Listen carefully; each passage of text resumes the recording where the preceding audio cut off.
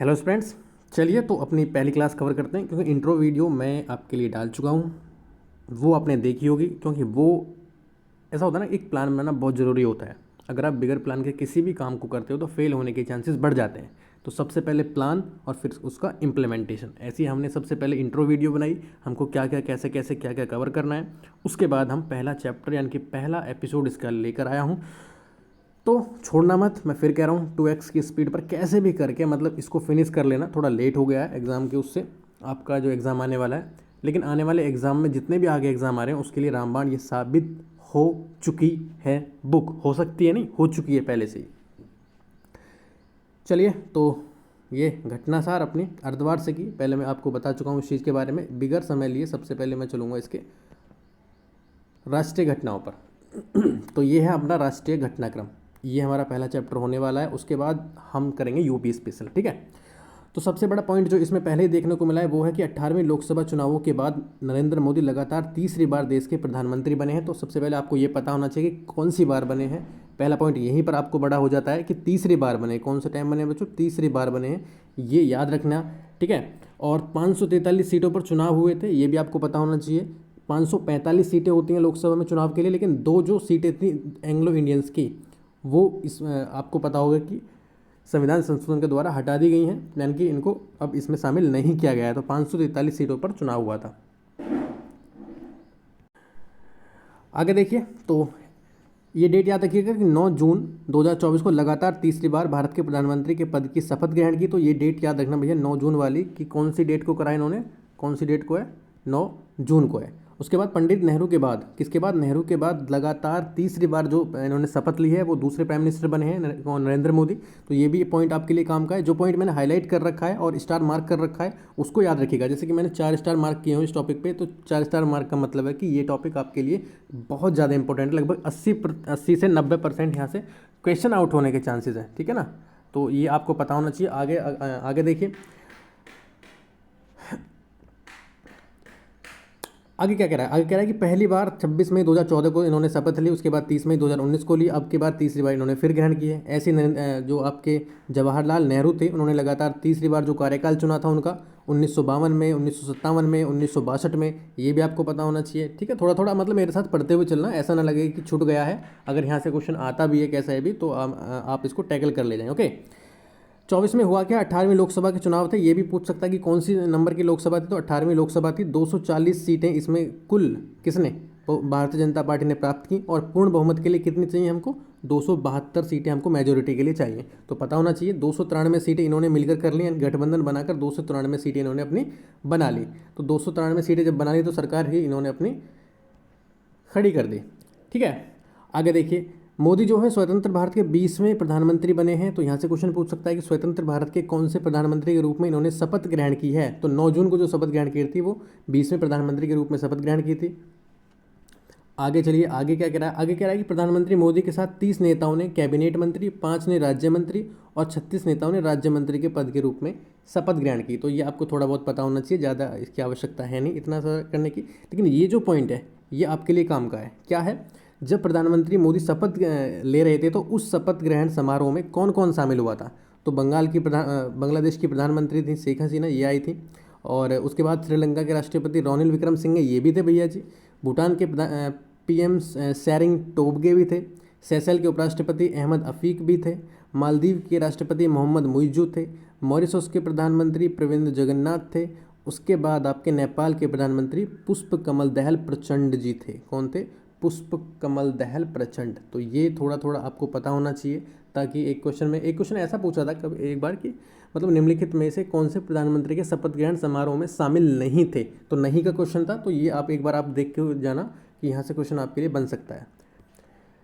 आगे इसमें इतना कुछ है नहीं, फिर भी एक देख लेते हैं। जैसे कि जो मंत्रिमंडल बना है मोदी का, उसमें 7 महिला मंत्री हैं। कितनी महिला मंत्री हैं भैया, 7 महिला मंत्री हैं, जिसमें से 2 कैबिनेट मंत्री हैं और 5 राज्य मंत्री हैं, ठीक है। चलिए आगे चलिए, और ये देखिए जो प्राइम मिनिस्टर मोदी का है वो कौन कौन से ऑफिस संभालते हैं, ये आपको पता होना चाहिए। एक तो प्रधानमंत्री कार्मिक लोक शिकायत और पेंशन विभाग संभालते हैं ये। उसके बाद परमाणु ऊर्जा भी इन्हीं के अंडर होता है। उसके बाद अंतरिक्ष के जो नीतिगत मुद्दे होते हैं स्पेस के, वो भी इनके अंतर्गत आते हैं। उसके बाद वे सभी अन्य विभाग जो मंत्रियों को नहीं बांटे गए हैं वो भी इन्हीं के अंतर्गत आते हैं। याद रखिएगा, शिवराज सिंह चौहान ये नए बने हैं इस बार, तो इनको कृषि और किसान कल्याण मंत्रालय दिया गया है। उसके बाद निर्मला सीतारमण, ये वही हैं अपनी वित्त एवं कॉर्पोरेट मामलों की मंत्रालय, हमारी फाइनेंस मिनिस्टर। उसके बाद एक और जो आपकी महिला है वो है अन्नपूर्णा देवी, महिला और बाल विकास मंत्रालय से। ठीक है, चलिए आगे। उसके बाद चिराग पासवान बहुत ज़्यादा चर्चा में रहते हैं, कम उम्र के हैं, तो खाद्य प्रसंस्करण उद्योग इनके अंडर किया गया है। आगे चलिए, अब ये पॉइंट जो मैं आपको बताने वाला हूँ 18वीं लोकसभा के जो कुछ इंपॉर्टेंट पॉइंट हैं वो देख लेना। जैसे कि 18वीं लोकसभा के लिए 19 अप्रैल से 1 जून, तो ये डेट याद रखना भैया, 19 अप्रैल से लेकर 1 जून। कौन सी? 19 अप्रैल से लेकर 1 जून, यानी कि 19 अप्रैल से लेकर 1 जून के बीच चुनाव हुए। चुनाव 7 चरणों में चुनाव हुए थे, ये पता चाहिए आपको। उसके बाद 4 जून 2024 को इसमें मतगणना संपन्न हुई। तो ये 2-3 डेट है, यहाँ से आप देख लेना एक बार कि 19 से 1 जून तक चुनाव चले, 7 चरणों में चुनाव हुए। मैं आपको ये क्यों करा रहा हूँ? तो मैं इसलिए करा रहा हूँ ताकि एक भी क्वेश्चन यहाँ से ना छूटे। इस टॉपिक से जरूर क्वेश्चन बनने वाला है, और यहाँ से अगर क्वेश्चन छूटेगा तो बड़ा दुख होने वाला है, क्योंकि ये सारा टॉपिक हम कवर कर चुके हैं, और कवर करने के बाद भी अगर क्वेश्चन यहाँ से मिस हो रहा है हमसे, तो मतलब एक बहुत बड़ी विडंबना है, और मतलब एक सोचने की बात है। कहीं ना कहीं हम खुद ही अपने आप को पीछे कर रहे हैं। तो 18वीं लोकसभा में ये कुछ पॉइंट है, इसको याद रखिएगा। दोनों तीनों डेट 19 अप्रैल से 1 जून, 4 जून को मतगणना संपन्न होती है, 7 चरणों में चुनाव होता है। ठीक है, बाकी इसमें इतना कुछ खास है नहीं। आगे चलिए, ये देखिए जो आपकी एनडीए सरकार गठबंधन हुई है उसमें कौन कौन है, तो 240 सीटें आपकी बीजेपी की थी, तेलुगु देशम पार्टी की आपकी 16 सीटें थी, और जो आपकी नीतीश कुमार वाली सीट है जनता दल, इसकी 12 सीटें थी। तो ऐसे ही मिलाकर कुछ इसमें पार्टी शामिल हुई, और टोटल मिलाकर कितनी सीटें इसमें हो गई? 293 सीटें इनके पास होगी, और इन्होंने सरकार अपनी बना ली। ऐसे ही आपकी जो एक इंडिया अलायंस है जिसमें कांग्रेस वगैरह थे, विपक्षी दल थे, उसमें 99 जो सीटें मिली थी वो आपकी भारतीय राष्ट्रीय कांग्रेस को मिली थी, समाजवादी पार्टी को 37 मिली थी, माकपा को 4 मिली थी, और ऐसे ही करके इनको सीटें कितनी मिली? 234 सीटें इन्होंने गेन कर ली। ठीक है, तो आपने देखा होगा कि जो जब मतगणना संपन्न हुई और रिजल्ट सामने थे और गठबंधन के जो रुझान थे वो सामने आ रहे थे, तो कुछ मतलब इस तरीके से एक इम्बैलेंस बना हुआ था कि नीतीश कुमार किस तरफ जाएंगे, जिस तरफ वो चलेंगे उस तरफ ही सरकार बन जाएगी। तो कुछ एक डर का माहौल था, लेकिन चलो खैर जो भी है, सरकार बनी। 18वीं लोकसभा चुनाव से जुड़े कुछ और तथ्य देख लेते हैं, जैसे कि सूरत निर्वाचन क्षेत्र। कौन सा निर्वाचन क्षेत्र बच्चों? सूरत निर्वाचन क्षेत्र को याद रखिएगा। यहाँ के कौन है? मुकेश दलाल। भैया मुकेश दलाल नाम याद रखिएगा। 18वीं लोकसभा हेतु निर्विरोध चुने गए, मतलब इनके सामने कोई खड़ा नहीं हुआ, और ये मतलब निर्विरोध ही चुन लिए गए। मुकेश दलाल, सूरत निर्वाचन क्षेत्र इनका कौन सा? सूरत है।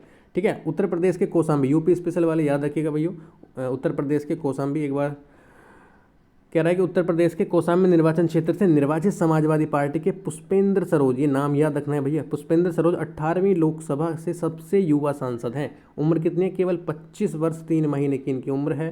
25 वर्ष 3 महीने की उम्र में ये सबसे युवा सांसद बन के सामने आए हैं। कौन सा निर्वाचन क्षेत्र है? तो कौशाम्बी निर्वाचन क्षेत्र है, ये भी आपको पता होना चाहिए। आगे देखिए, असम के जेल में निरुद्ध जो हैं कट्टरपंथी खालिस्तानी, नाम क्या है? अमृतपाल सिंह संधू। इन्होंने जेल से रहते हुए पंजाब कि जो खडूर साहिब निर्वाचन क्षेत्र है वहाँ से निर्दलीय चुनाव जीत लिया है, ये थोड़ा सा याद रखिएगा।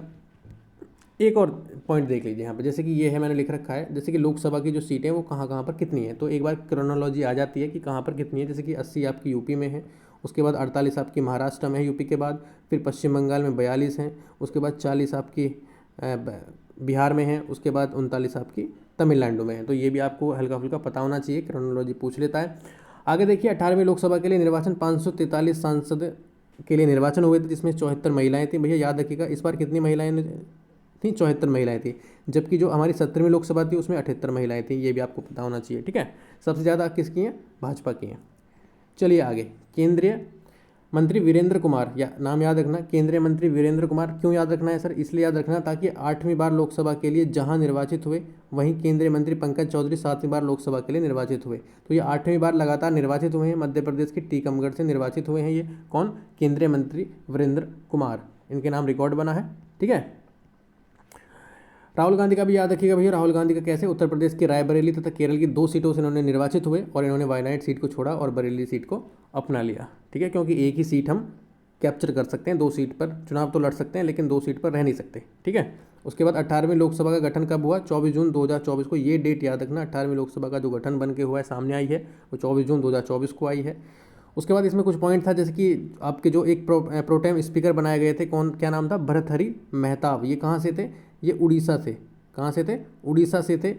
भर्तृहरि मेहताब को 18वीं लोकसभा का प्रोटेम स्पीकर। प्रोटेम स्पीकर क्या होता है ये आप मुझे बताओगे, लेकिन मैं छोटे से एक हिंट दे देता हूँ। प्रोटेम स्पीकर लोकसभा को निरंतर कार्य करने के लिए बनाया जाता है, ताकि जो भी एक सरकार नई चुनकर आती है उनको वो जो आपके लोकसभा के मेंबर होते हैं उनको वो रेगुलेट कर सकें, जब तक कि नया स्पीकर बन के ना सीट पर बैठ जाए। इसलिए कुछ स्थायी टाइम के लिए, यानी कि कुछ अस्थायी काल के लिए एक स्पीकर को बना दिया जाता है, एक उसी को बोलते हैं प्रोटेम स्पीकर, ठीक है। बाकी आप मुझे इसमें ये बताओगे कि उड़ीसा के कौन से क्षेत्र से ये सांसद हैं।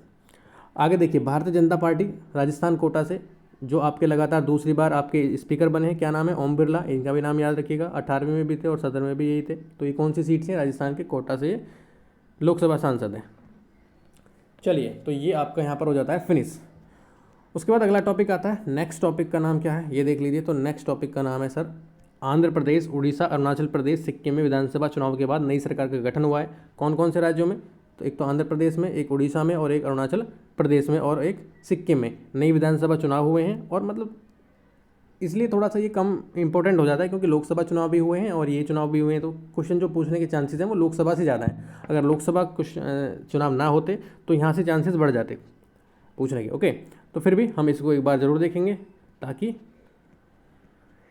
क्वेश्चन छूटे ना। जैसे कि शॉर्ट में करते हुए चलेंगे। शॉर्ट में कैसे करेंगे? जैसे कि ये है, अरुणाचल प्रदेश में पेमा खांडू के नेतृत्व में नई सरकार का गठन हुआ है। तो कौन बने हैं? पेमा खांडू बने हैं। बस इतना नाम याद रखिए। अरुणाचल प्रदेश में कितनी सीटें हैं? अरुणाचल प्रदेश में भैया 60 सीटें हैं।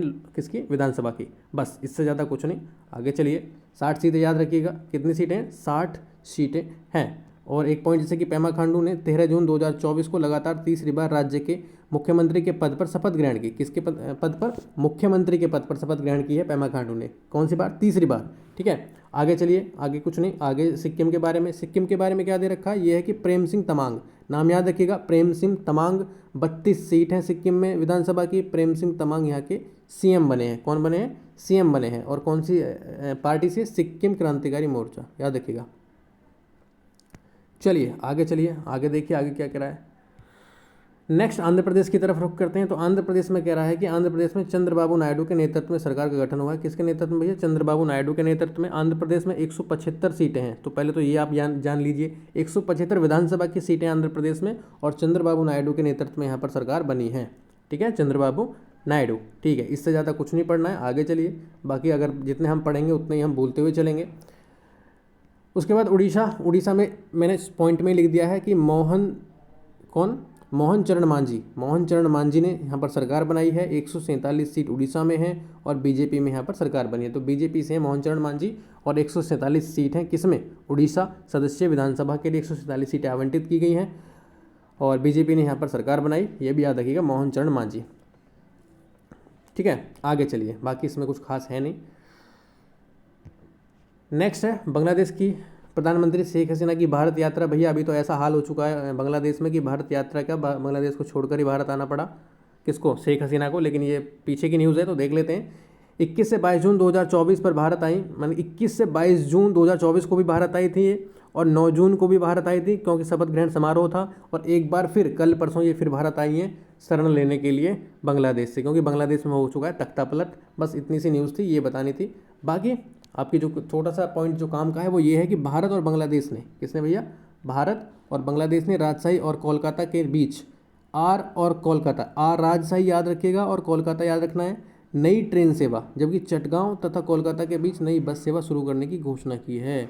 तो ये पॉइंट भी आपको याद रखना है, किस किस के बीच रेल सेवा है और किस किस के बीच है बस सेवा। तो राजशाही और कोलकाता के बीच तो रेल सेवा है, और जबकि चटगांव और कोलकाता के बीच आपकी बस सेवा है, ठीक है। आगे देखिए, भारत ने रंगपुर, भैया रंगपुर नाम याद रखिए, रंगपुर में नया सहायक उच्चायोग खोलने का निर्णय लिया है। रंगपुर में नया सहायक उच्चायोग खोलने का निर्णय किसने लिया है? भारत ने लिया है। चलिए आगे,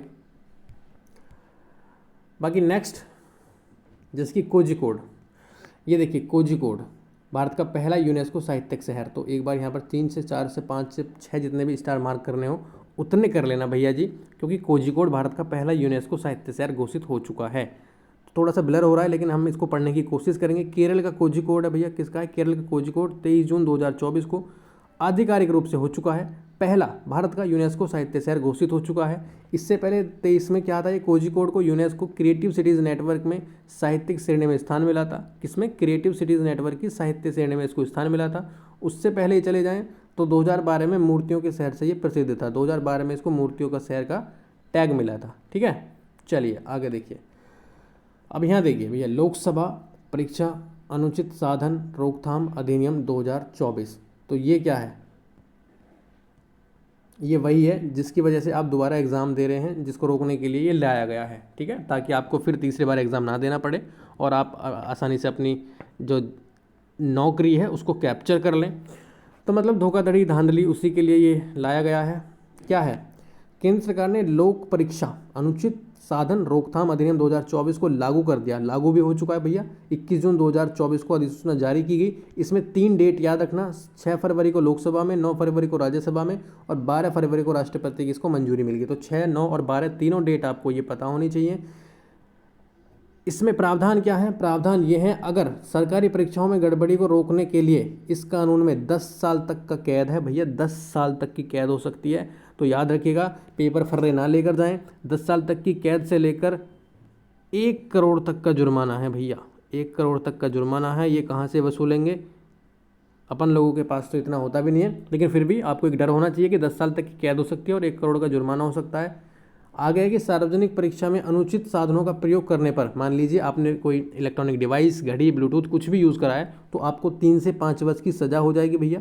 3 से 5 वर्ष आप बड़े घर में चले जाएंगे और 10 लाख रुपए तक का जुर्माना आप पर लगाया जाएगा। तो याद रखिएगा, 3 से 5 वर्ष की सज़ा हो सकती है और 10 लाख तक का जुर्माना। तो मिनिमम सज़ा याद रखिएगा, आपसे पूछ लेगा ऑप्शन में कि मिनिमम सज़ा कितनी है। तो मिनिमम इसमें 3 साल है और मैक्सिमम कितनी है? इसमें 10 साल है। कितनी है? मैक्सिमम 10 साल है। और मिनिमम जुर्माना कितना है? 10 लाख है और मैक्सिमम कितना है? 1 करोड़ है। ये भी आपको पता होना चाहिए। ठीक है, इसमें नकल पर रोकथाम के लिए न्यूनतम 3 से 5 वर्ष और नकल पर जो हमको रोकथाम लगानी है वो कम से कम 3 से 5 वर्ष तक की कैद। और इस तरह के संगठित अपराध, मान लीजिए संगठित अपराध है, हो चुका है, तो इसमें शामिल जो लोग हैं, आपने जो इसमें शामिल लोग हैं उसको 5 से 10 साल तक की कैद का सज़ा और न्यूनतम 1 करोड़ रुपए का प्रावधान है। याद रखिएगा, आपको भी सज़ा मिलेगी। कितनी? 10 साल तक की कैद से लेकर 1 करोड़ तक का जुर्माना आप पर लग सकता है।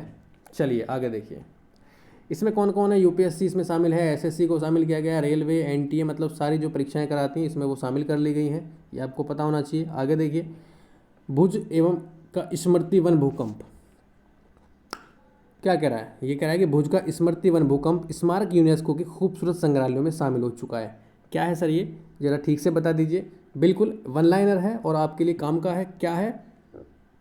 भुज के स्मृति वन भूकंप स्मारक संग्रहालय को, तो एक नाम याद रखिएगा, भुज कहाँ पर? गुजरात में एक स्मृति वन भूकंप स्मारक संग्रहालय है, यानी कि म्यूजियम है। इसको दुनिया के 7 सबसे खूबसूरत संग्रहालयों की श्रेणी में यूनेस्को के प्रिक्स वर्सेल्स पुरस्कार में 3रा स्थान प्राप्त हुआ है। बस इससे ज़्यादा कुछ नहीं कहा। और इसको गर्व का क्षण बोला है किसने? भूपेंद्र पटेल ने, जो गुजरात के सीएम है। भूपेंद्र पटेल ने इसको गर्व का क्षण बोला है। यह गुजरात के लिए गर्व की बात है और गुजरात और भारत के लिए भी गर्व का क्षण है। क्या? कि भुज का जो स्मृति वन भूकंप है उसको प्रिक्स वर्सेल्स पुरस्कार में 3रा स्थान मिला है। ठीक है, चलिए आगे।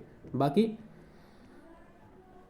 इसमें पहला स्थान मिला है चीन के A4 आर्ट म्यूजियम को और दूसरा स्थान मिला है इजिप्ट के ग्रेट इजिप्टियन म्यूजियम को। ठीक है, ग्रैंड इजिप्टियन म्यूजियम। बस आगे चलिए। नेक्स्ट है कि भारत की सबसे बड़ी जलवायु घड़ी।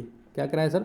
भारत की सबसे बड़ी जलवायु घड़ी। ये क्या होती है सर? जलवायु घड़ी होती है, पहले तो देख लीजिए कि किसने इसको लॉन्च किया। तो CSIR यानी कि वैज्ञानिक और औद्योगिक अनुसंधान परिषद ने पृथ्वी दिवस समारोह के एक भाग के रूप में रफ़ी मार्ग, नई दिल्ली, CSIR मुख्यालय भवन में भारत की सबसे बड़ी जलवायु घड़ी स्थापित की गई है। जलवायु घड़ी देख लेते हैं क्या होता है।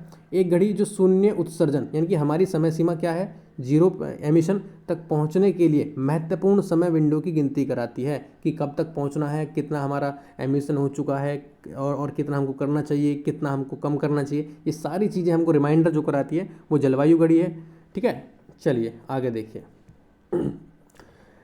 नेक्स्ट कह रहा है कि कश्मीर में विश्व के सबसे ऊंचे रेलवे पुल का पूर्ण ट्रेन ट्रायल का सफल परीक्षण हो चुका है। भैया एक बार फिर देखिए, कश्मीर में विश्व के सबसे ऊंचे रेलवे पुल पर पूर्ण ट्रेन ट्रायल का सफल परीक्षण हो चुका है, यानी कि पूरी तरीके से ट्रेन चला दी गई है और इसका परीक्षण जो है वो सफल हो चुका है।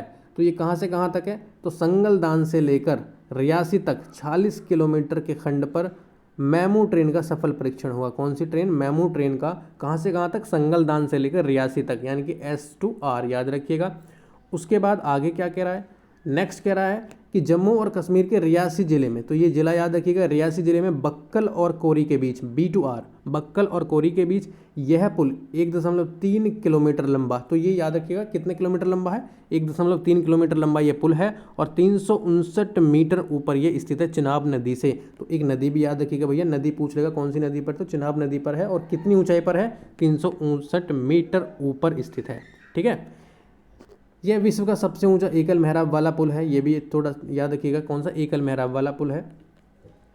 और किस परियोजना का हिस्सा है ये, 227 किलोमीटर लंबी जो उधमपुर श्रीनगर बारामूला रेल लिंक परियोजना है उसका ये हिस्सा है। नेक्स्ट कह रहा है कि इसमें कितने, इसमें 17 खंड हैं। कितने खंड हैं, 17 खंड हैं।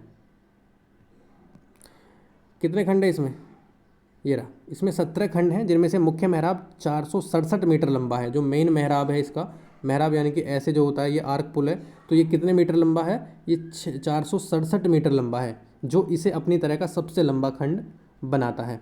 ठीक है, बाकी इसकी खास विशेषताएं जैसे कि 266 किलोमीटर प्रति घंटे की तेज हवा को भी ये सहने में सक्षम है, झेल सकता है। और जो जॉन 5 के भूकंप आते हैं, कुछ हैवी भूकंप जो होते हैं उनको भी ये समाहित कर सकता है, इनकी कुछ इसको नुकसान नहीं होने वाला है। नेक्स्ट कह रहा है, क्या कह रहा है, ये कह रहा है कि Thiruvananthapuram zero waste to landfill मान्यता प्राप्त करने वाला पहला हवाई अड्डा बन चुका है। तो यहाँ पर हमको कहाँ पर फोकस करना है, पहला हवाई अड्डे पर। कौन से पर, पहला हवाई अड्डे पर। कौन, Thiruvananthapuram, zero waste to landfill वाला। केरल का है तिरुवनंतपुरम अंतर्राष्ट्रीय हवाई अड्डा है भैया, zero waste to landfill, zero waste to landfill की मान्यता प्राप्त करने वाला भारत का पहला हवाई अड्डा बन गया है। कौन सा हवाई अड्डा बन गया भैया जी, भारत का पहला हवाई अड्डा यह बन चुका है। यह सम्मान उसे भारतीय उद्योग CII-ITC के सतत विकास उत्कृष्टता केंद्र से मिला है। बस इतना मत याद रखने का, बहुत ज़्यादा याद नहीं रखना है इसमें, कुछ इतना याद रखना है, ये वाला पॉइंट 3 स्टार मार्क करे हैं तो 3 बार रिवीजन करना है और आगे बढ़ना है फटाफट से। चलिए नेक्स्ट,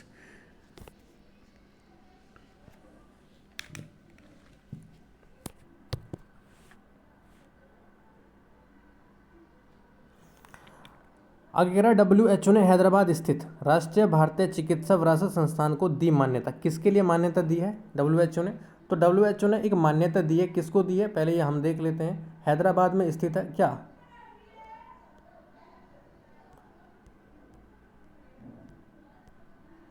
ये रहा चिकित्सा विरासत संस्थान, यानी कि इसे बोलते हैं निमच, NIIMH, जो हैदराबाद में स्थित है। इसको क्या हुआ कि पारंपरिक चिकित्सा अनुसंधान के लिए, मान लीजिए जैसे कि योगा हो गया, नेचुरोपैथी, सिद्धा, इसमें रिसर्च करने के लिए WHO ने इसको सहयोगी केंद्र के रूप में नामित किया है। कौन से केंद्र के रूप में, सहयोगी केंद्र के रूप में नामित किया है, बस इतना याद रखिएगा। और ये तीसरा भारतीय संस्थान ऐसा करने वाला बना है। कौन सा, तीसरा भारतीय संस्थान ये बन चुका है। चलिए आगे देखिए, एक छोटा सा पॉइंट था।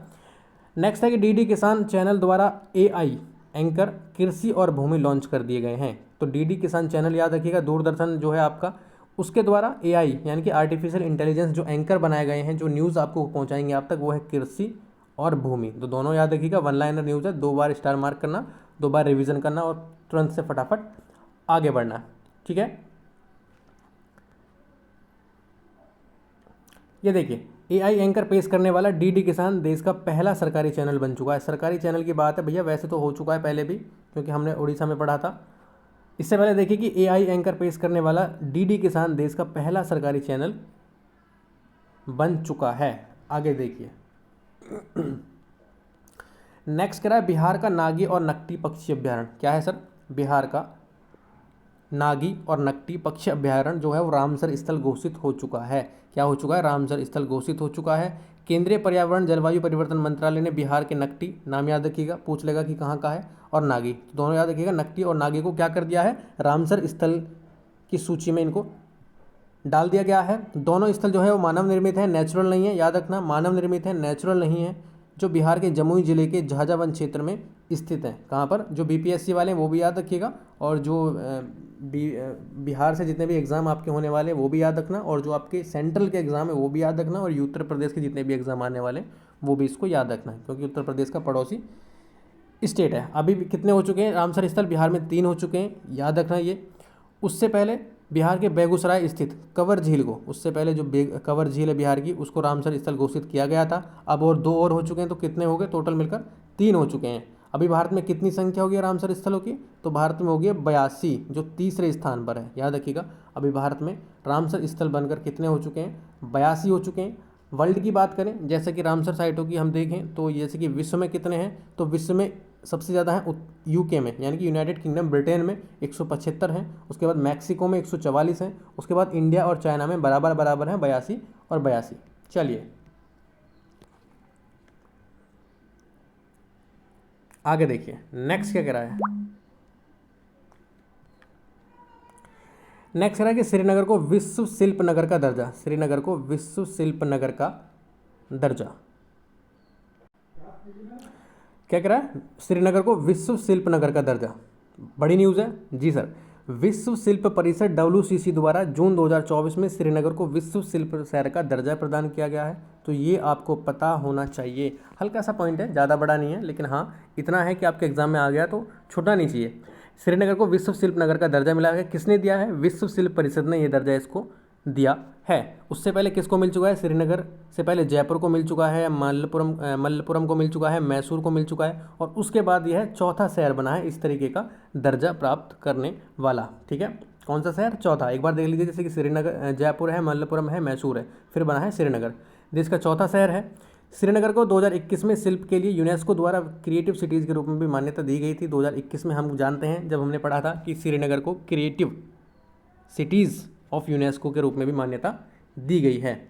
आगे देखिए नेक्स्ट क्या कह रहा है सर। आगे कह रहा है कि रामचरितमानस, पंचतंत्र और सहृदय लोचन यूनेस्को की विश्व स्मृति रजिस्टर में शामिल हो चुके हैं। तीनों का नाम याद रखिएगा भैया, तीनों खास हैं, तीनों खास हैं। कौन कौन से? रामचरितमानस, पंचतंत्र और सहृदय लोचन किस में शामिल हुए हैं? विश्व स्मृति रजिस्टर में, यानी कि वर्ल्ड मेमोरी जो रजिस्टर है उसमें इनको शामिल किया गया है।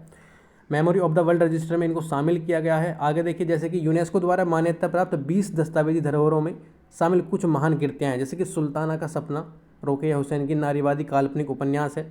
उसके बाद तुलसीदास द्वारा रचित रामचरितमानस, भैया तुलसीदास ने रची है रामचरितमानस।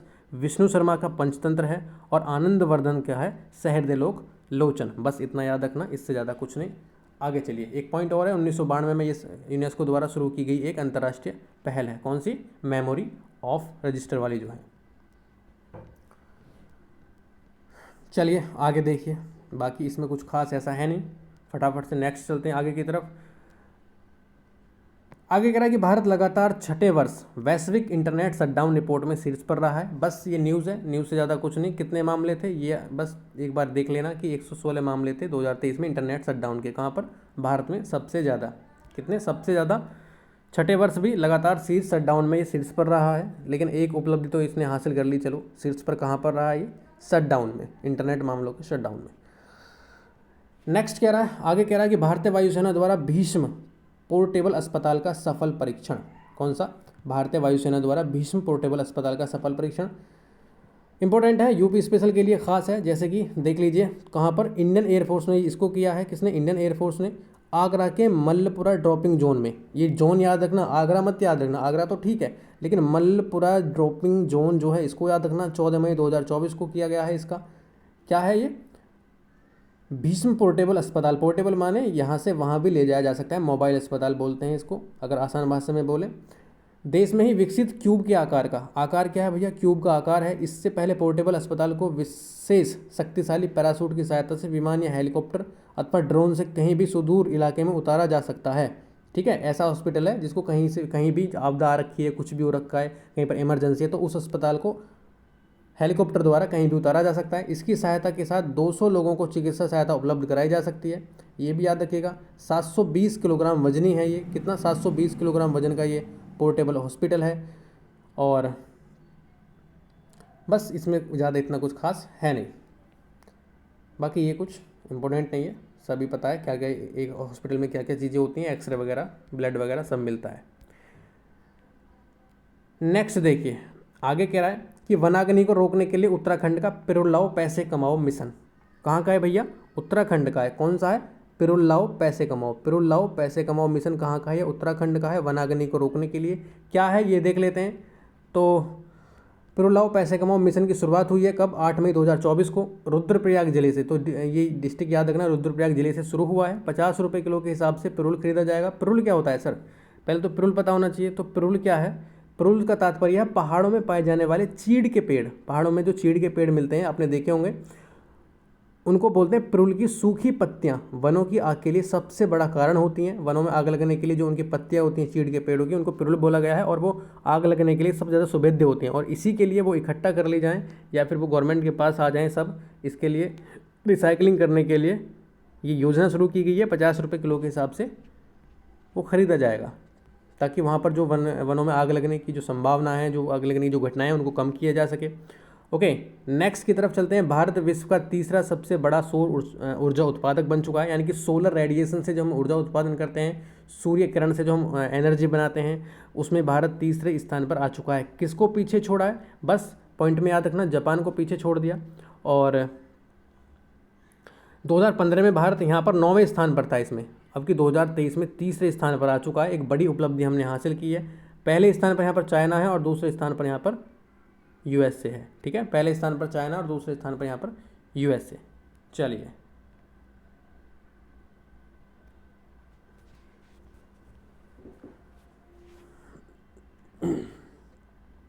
आगे देखिए।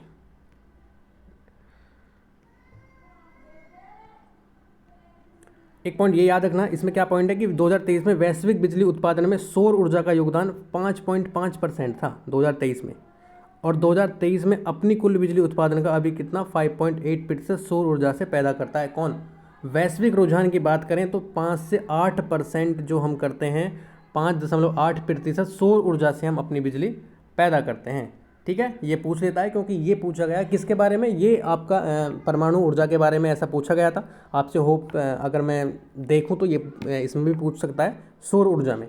ठीक है, उसमें हम देख ही चुके हैं। इस मामले में पहले स्थान पर चीन, दूसरे स्थान पर अमेरिका, और जो वृद्धि करी है तीसरे स्थान पर वो ब्राज़ील ने करी है। लेकिन अगर ओवरऑल बात करें तो पहले स्थान पर चीन है, फिर अमेरिका है, फिर भारत है, फिर जापान है, फिर जर्मनी है, फिर ब्राज़ील है, ऑस्ट्रेलिया है, स्पेन है, इटली है। इतना याद करने की आवश्यकता नहीं है, शुरू के 3 से 4 याद कर लेना, चाइना, अमेरिका, भारत और जापान, क्योंकि जापान को पीछे छोड़ा है। उसके बाद महाराष्ट्र के पहले संविधान पार्क का उद्घाटन। भैया महाराष्ट्र का पहला है, देश का पहला नहीं है। Okay okay okay sir, Maharashtra का पहला है, पुणे में है। इस पार्क को भारतीय सेना और पुनीत बालन ग्रुप द्वारा संयुक्त रूप से विकसित किया गया है। तो ये आपको काम की चीज़ है। इसमें क्या काम की चीज़ है? ये वाली आपसे पूछ लेगा, आपसे मतलब कुछ भी केंद्र सरकार कह देगा या फिर कोई और कह देगा, लेकिन मुझे यहाँ पर एक गट्स फीलिंग आ रही है कि यहाँ से ये पूछ सकता है। कैसे? वो ये कि जो है भारतीय वायुसेना, भारतीय सेना, इंडियन आर्मी और पुनीत बालन ग्रुप द्वारा ये संयुक्त रूप से विकसित किया गया है। अगर उद्घाटन की बात करें तो इसका जनरल कमांडिंग इन चीफ दक्षिण कमान लेफ्टिनेंट जनरल अजय कुमार सिंह ने इसका उद्घाटन किया है। ना तो प्राइम मिनिस्टर ने किया है, ना सीएम ने किया है, ना प्रेसिडेंट ने किया है। ये पता होना चाहिए आपको। ठीक है, इससे पहले बात कर लें कि भारत का पहला जो संविधान पार्क था, देश का पहला जो था, भारत का पहला, वो था जयपुर, राजस्थान में स्थापित किया गया है, मतलब किया जा चुका है। और ये अभी देश का तो दूसरा है, लेकिन महाराष्ट्र का पहला था, पुणे में। ओके, चलिए संविधान पार्क होता क्या है, एक नॉलेज के बारे में छोटी सी जानकारी। जैसे कि इसमें 11 नागरिकों के मूल कर्तव्य की जानकारी दी गई है, उसमें फंडामेंटल राइट्स के बारे में जानकारी दी गई है, और संविधान की इसमें जो आपकी कॉपी है वो लगाई गई है, राज चिन्ह दिया गया है। मतलब संविधान के बारे में जानकारी की इसमें कोशिश की गई है, तो लोगों तक जानकारी पहुँचाई जा सके। ओके, नेक्स्ट कह रहा है कि देश में तेंदुओं की गणना रिपोर्ट 2022। देश में तेंदुओं की गणना रिपोर्ट 2022 में देख लें तो केंद्रीय पर्यावरण मंत्री, जलवायु परिवर्तन मंत्री जो हैं आपके भूपेंद्र यादव, ये नाम याद रखिएगा, इन्होंने क्या 29 फरवरी 2024 को states of leopards in India 2022 शीर्षक वाली तेंदुआ गणना रिपोर्ट में क्या हुआ है, देश में तेंदुओं की संख्या में इतने आकलित की गई। कितने भैया? इतने 13,874। कितने? 13,874। 13,874 याद रखिएगा। ठीक है, उससे पूर्व 2014 में यह संख्या 7,910 थी। कुल 2014 में कितनी थी? 7,910, और अभी कितनी हो गई? 13,874। अभी तेंदुओं की संख्या मध्य प्रदेश सबसे ज़्यादा है, फिर महाराष्ट्र में और फिर कर्नाटक में। बस इतने पॉइंट याद रखिएगा, बाकी इसमें सारा कुछ भी काम का नहीं है। मध्य प्रदेश, महाराष्ट्र और कर्नाटक। चलिए आगे देखिए। और गिरावट जो दर्ज की गई है 2018 की तुलना में 2022 में, जिन राज्यों में तेंदुओं की संख्या में गिरावट आई है वो बिहार है, उत्तराखंड है, छत्तीसगढ़ है, तेलंगाना है, उड़ीसा है, गोवा है, केरल है। यहाँ से भी आपसे मतलब ऑप्शन में क्वेश्चन बनाकर पूछ सकता है कि निम्नलिखित में से कौन से राज्यों में तेंदुओं की संख्या में गिरावट दर्ज की गई है। तो 3 दे देगा, एक वो दे देगा जिसमें बढ़ोतरी हुई है, तो वहाँ से आपको निकालना थोड़ा मुश्किल हो जाएगा। अगर आपने पढ़ा हुआ है तो आप निकाल कर ले जाएंगे भैया। सैला सुरंग कर लेते हैं। चलिए भैया, सैला सुरंग। चलिए सर, सैला सुरंग को इंटरनेशनल बुक ऑफ ऑनर द्वारा भारत की सबसे ऊंची सुरंग के रूप में मान्यता मिली है। कौन सी सुरंग है? सैला सुरंग है। सैला सुरंग को इंटरनेशनल बुक ऑफ ऑनर द्वारा भारत की सबसे बड़ी ऊंची सुरंग के रूप में मान्यता मिली है। 13,000 फीट से भी अधिक ऊंचाई पर किया गया है समुद्र तल से। इसका जो निर्माण हुआ है किसने किया है? BRO ने, यानी कि BRO कौन है भैया? सीमा सड़क संगठन ने 13,000 फीट से भी अधिक ऊंचाई पर इसका निर्माण किया है। इंग्लैंड की इंटरनेशनल बुक ऑफ ऑनर द्वारा आधिकारिक रूप से भारत की सबसे ऊंची सुरंग के रूप में इसको मान्यता दी गई है। ठीक है, चलिए आगे देखिए। इसको क्या बोला है? इंजीनियरिंग के चमत्कार इसको नाम दिया गया है। क्या? इंजीनियरिंग के चमत्कार। इंजीनियरिंग के चमत्कार के रूप में वर्णित सैला सुरंग अरुणाचल प्रदेश में बालीपारा चारिद आर तवांग BCT सड़क पर सैला दर्रे के माध्यम से तवांग तक सभी मौसम में कनेक्टिविटी प्रदान करती है। कहाँ से? बालीपारा से तवांग तक। याद रखिएगा भैया, कहाँ से? बालीपारा चारिद आर तवांग सड़क पर सैला दर्रे के माध्यम से तवांग तक सभी मौसम में। चलिए आगे देखिए। ये कह रहा है कि तवांग और दिहांग के बीच की दूरी 12 किलोमीटर कम हो जाएगी। तवांग और दिरांग जो है एक वहाँ पर एरिया है, वहाँ पर प्लेस है, उनके बीच की दूरी 12 किलोमीटर कम हो जाएगी। ऐसा क्वेश्चन हमको देखने को मिला था, पता करिए देखने को मिला था ज्योग्राफी में ही कि वो आपका स्वेज नहर वाला कितने किलोमीटर दूरी कम हो गई। आगे कह रहा है कि प्रधानमंत्री मोदी ने इसका उद्घाटन किया है। तो ये याद रखिएगा भैया, इसलिए खास इंपॉर्टेंट है क्योंकि जब प्राइम मिनिस्टर किसी भी चीज़ का इनॉग्रेट करेंगे, 9 मार्च को किया है अरुणाचल प्रदेश की अपनी यात्रा के दौरान सुरंग का उद्घाटन किया था, तो वहाँ से क्वेश्चन बनने के चांसेस बढ़ जाते हैं। ठीक है,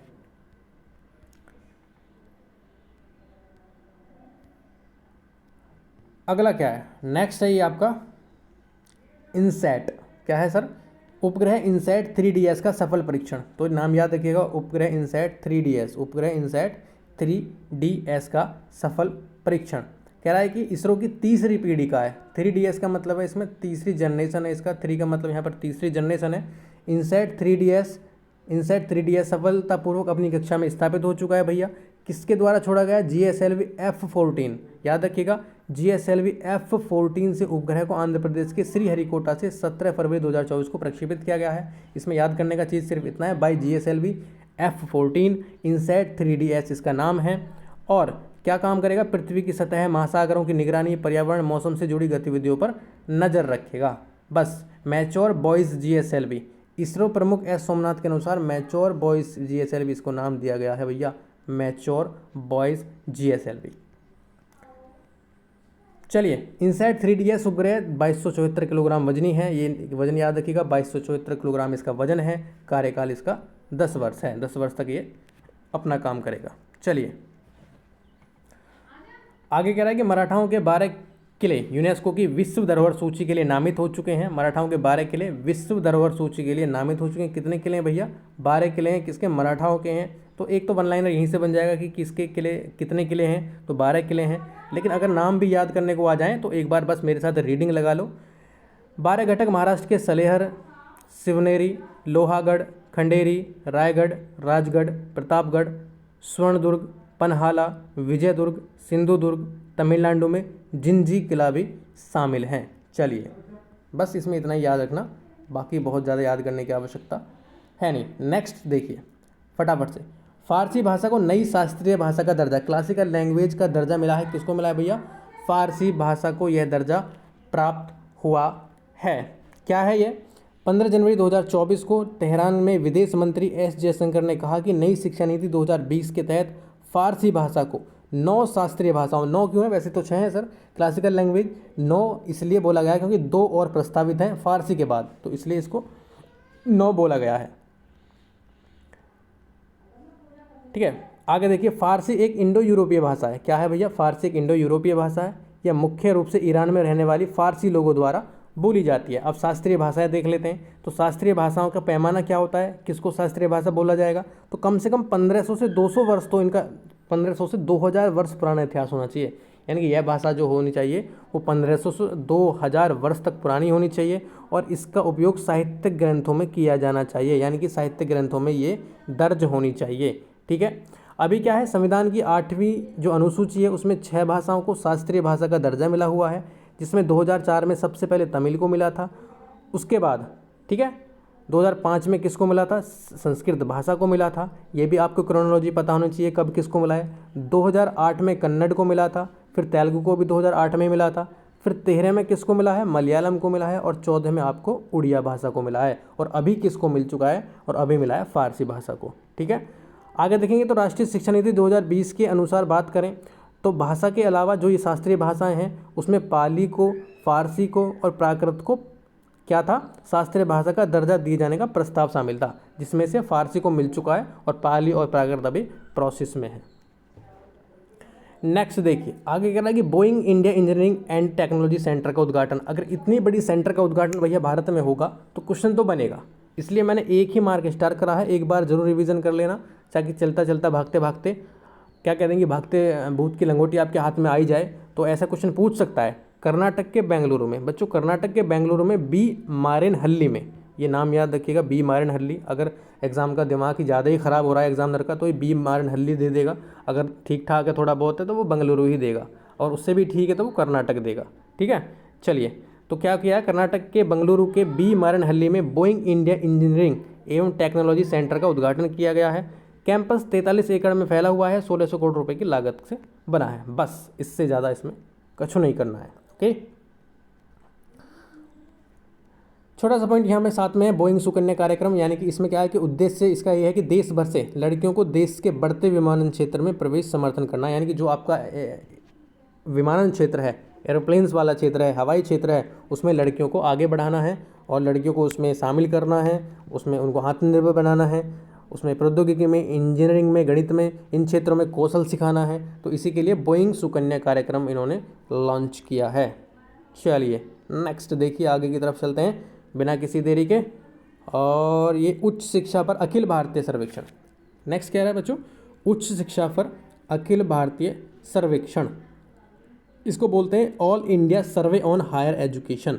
all India survey on higher education, वैसे आई से बोलते हैं इसको, आई से नॉर्मली में। उच्च शिक्षा पर अखिल भारतीय सर्वेक्षण 2021-22 वाला, ये डेट याद रखना भैया, 21-22 है, कभी 23-24 या 22-23 लगा हो, तो ये अभी 21 और 22 वाला है। ज़्यादा कुछ नहीं करना है, आपसे इतना कुछ पूछेगा नहीं, बस इतना याद रखना है। देखिए, नामांकन में वृद्धि हुई है, समय नामांकन में इसमें वृद्धि हुई है।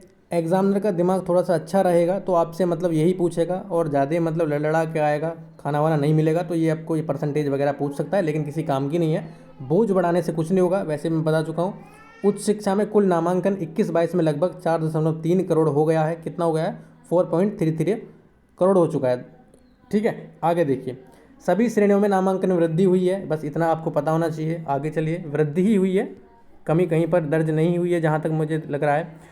सकल नामांकन वाला याद रखिएगा, GER बोलते हैं। उच्च शिक्षा में नामांकित 18 से 23 आयु वर्ग का प्रतिशत 2014-15 के 23.7 से बढ़कर 21-22 में 28.4 हो चुका है। तो ये वाला जो डेटा है 28.4 वाला GER वाला, इसको याद रखिएगा। ठीक है, ये काम का है, मैं डेटा की बात करूँगा तो ये वाला जो डेटा है वो आपके काम का है। चलिए आगे, बाकी PhD नामांकन में वृद्धि हुई है। स्नातक उपाधियों की प्रमुखता, इसमें भी नामांकन में वृद्धि दर्ज की गई है। ठीक है, चलिए बच्चों, गला बहुत ख़राब रहता है, इसी वजह से शायद कभी कभी क्लास हो भी नहीं पाती। देखिए, मुंबई में trans harbour link Atal Setu का उद्घाटन, याद रखना, अटल सेतु कहाँ पर? मुंबई में trans harbour link Atal Setu का उद्घाटन हो चुका है। 22 किलोमीटर, ये तो मैं शॉर्ट नोट्स आपके लिए इसलिए बनाए ताकि आप तुरंत रिवीजन कर लें। जैसे कि 22 किलोमीटर लंबा है, 6 लेन्स का बना हुआ है, जापान द्वारा वित्त पोषित है। तो इसमें छोटी छोटी चीज़ें आपकी क्लियर हो गई, ठीक है।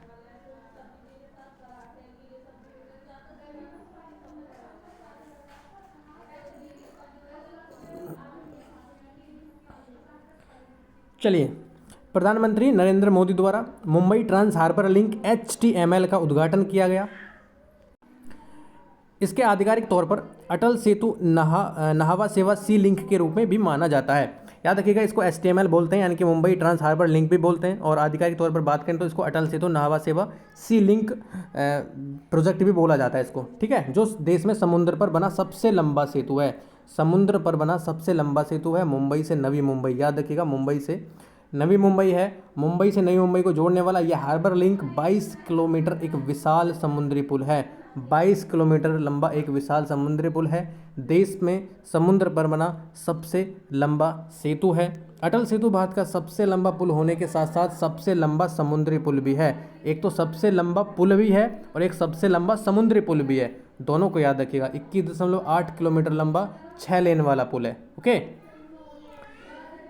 आगे देखेंगे, यह पुल दक्षिण मुंबई के सेवरी से शुरू होकर रायगढ़ जनपद के उरण तालुका में नहावा सेवा तक समाप्त होता है। तो सेवरी से नहावा सेवा, सेवरी से नहावा सेवा याद रखिएगा। और मैं इसको पहले ही बता चुका हूँ, जापान इंटरनेशनल कोऑपरेशन एजेंसी द्वारा यह वित्त पोषित किया गया है।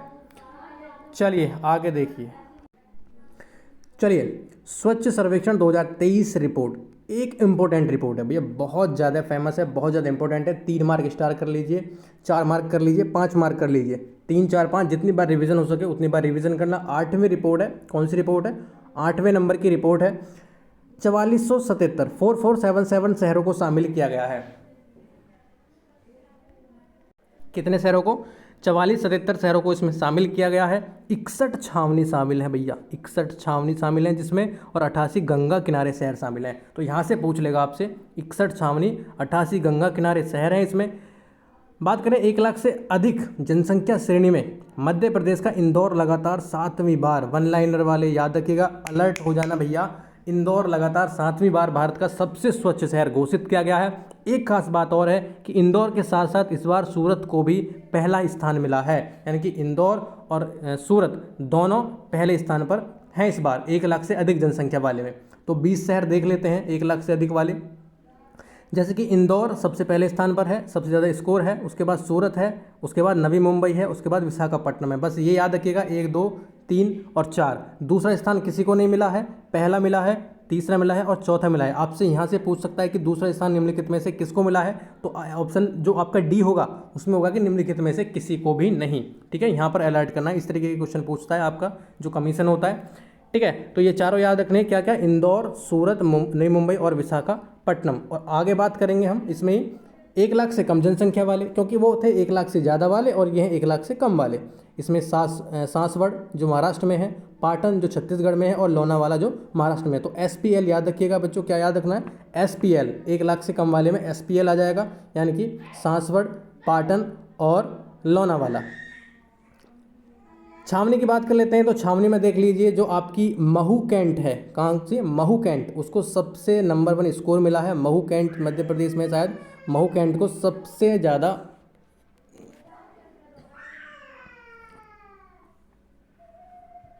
जो पहला स्कोर मिला है वो महू कैंट को मिला है, ठीक है।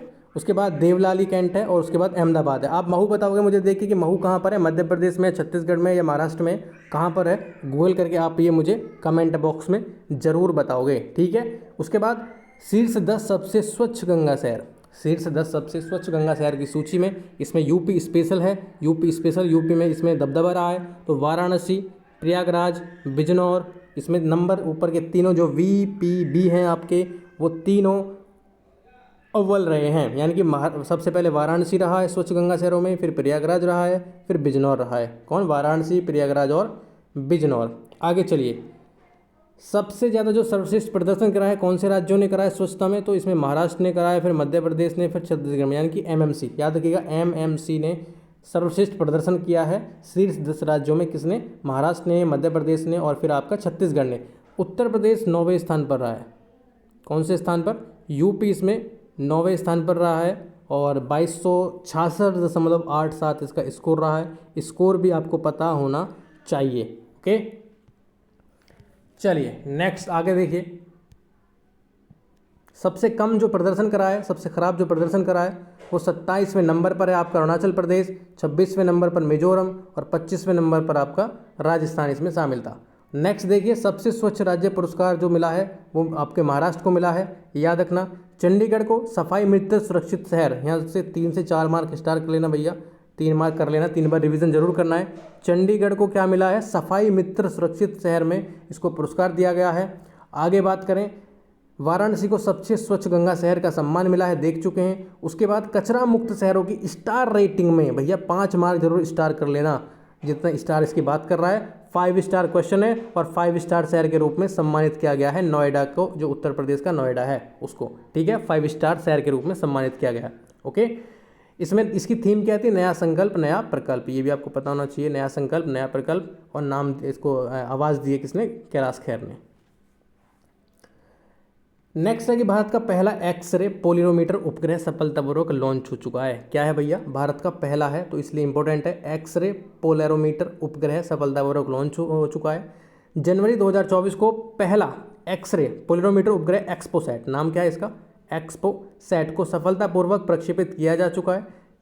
ओके, किससे किया है? PSLV C58 रॉकेट, याद रखिएगा भैया, PSLV C58 द्वारा पहले लॉन्च पैड से उड़ान भरने के बाद प्राथमिक एक्सरे पोलैरोमीटर उपग्रह एक्सपोसैट को पृथ्वी की 650 किलोमीटर निचली कक्षा में स्थापित किया गया है। कहाँ कर किया गया है? 650 निचली कक्षा में स्थापित PSLV C58 रॉकेट, ये भी याद रखिएगा। अंतरिक्ष में तीव्र एक्सरे स्रोतों के ध्रुवीकरण की जांच करना इसका काम है। ओके, चलिए इसमें शॉर्ट नोट्स मैंने दे रखे हैं, जैसे कि इसका कार्यकाल 5 वर्ष होगा। एक्सपोसैट इसका नाम है, PSLV C58 रॉकेट है, 650 किलोमीटर में निचली कक्षा में इसको स्थापित किया गया है। चलिए आगे देखिए, नेक्स्ट कह रहा है कि वेटलैंड, आर्द्रभूमि के बारे में क्वेश्चन है। क्या है? आर्द्रभूमि सिटी प्रमाणन, आर्द्रभूमि सिटी प्रमाणन, आर्द्रभूमि सिटी प्रमाणन, आर्द्रभूमि सिटी प्रमाणन। जनवरी 2024 के दौरान केंद्रीय पर्यावरण एवं जलवायु परिवर्तन मंत्रालय द्वारा वेटलैंड सिटी प्रमाणन योजना हेतु भारत के 3 शहरों का नामांकन प्रस्तुत किया गया है। तो तीनों शहर आपको पता होना चाहिए, इंदौर मध्य प्रदेश का, भोपाल मध्य प्रदेश का और उदयपुर आपका राजस्थान का। तो तीनों शहर वेटलैंड आर्द्रभूमि सिटी प्रमाणन में शामिल होने वाले ये जो नामांकित हुए हैं, कौन कौन है? इंदौर, भोपाल और उदयपुर। बस इसमें इससे ज़्यादा कुछ भी नहीं करना है। ये देखिए किसके लिए है? इस पहल का मुख्य उद्देश्य शहरी क्षेत्रों के आर्द्रभूमि के संरक्षण तथा इसके उपयोग को बढ़ावा देना है। इंदौर की बात करें तो, इंदौर शहर की बात करें तो यह होलकर राजवंश द्वारा स्थापित किया गया भारत का सबसे स्वच्छ शहर है। इस शहर में सीरपुर झील, जो आर्द्रभूमि कौन सी है? सीरपुर झील स्थित शामिल है। उसी बात भोपाल की बात करें तो भारत के सबसे स्वच्छ शहरों में से एक है, जहाँ भोज आर्द्रभूमि स्थित है। उसी के बाद उदयपुर की बात करें, यहाँ पर 5 आर्द्रभूमियों से यह घिरा हुआ है। कौन कौन सी?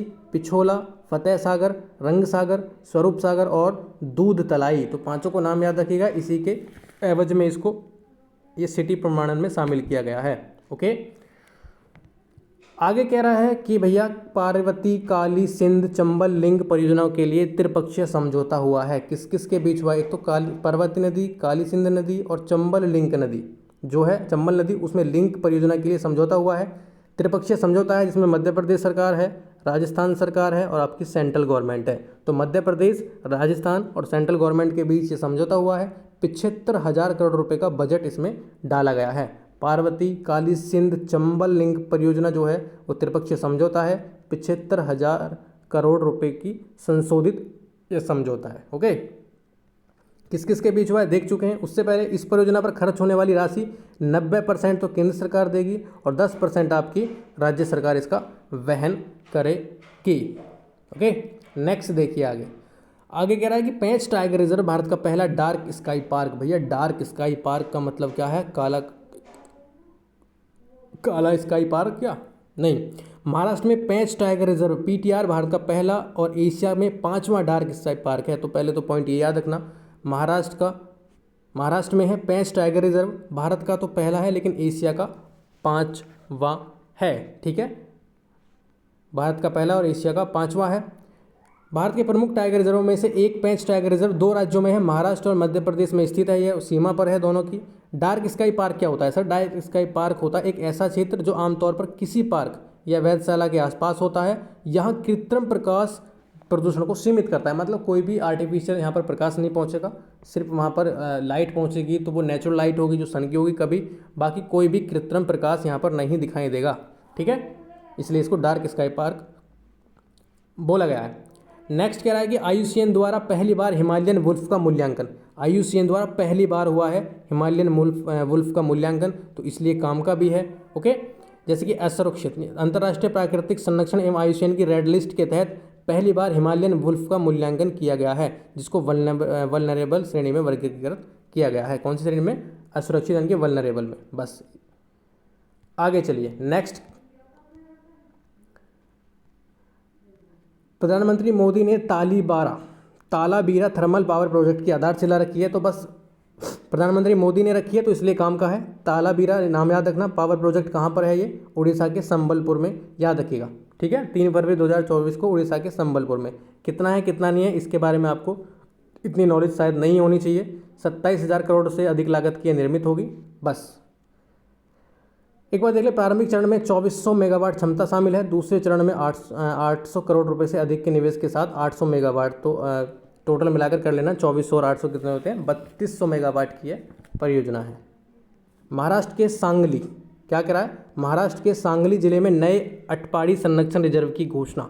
महाराष्ट्र के सांगली जिले में नए अटपाड़ी संरक्षण रिजर्व की घोषणा हुई है भैया। जनवरी 2024 में सांगली जिले के अटपाड़ी क्षेत्र में एक नए संरक्षण रिजर्व की स्थापना की घोषणा हुई है, जिसका नाम अटपाड़ी संरक्षण रिजर्व रखा गया है। कहाँ पर है? महाराष्ट्र के सांगली में। क्यों है? जैसे कि 36 वृक्ष प्रजातियां हैं, 116 जड़ी बूटियां हैं, 15 झाड़ियां हैं, 14 बेल प्रजातियां हैं, 1 परजीवी पौधे हैं, तो इसलिए ये इंपॉर्टेंट है। आगे कह रहा है, क्या कह रहा है कि अंबेडकर की सबसे ऊंची प्रतिमा स्टैचू ऑफ सोशल जस्टिस का उद्घाटन हो चुका है। तो जितने स्टार मार्क करना उतना मार्क कर लेना, 4 5 6 7 8 9 10, क्योंकि ये क्वेश्चन आउट है। 200 फीट ऊंची यह मूर्ति है।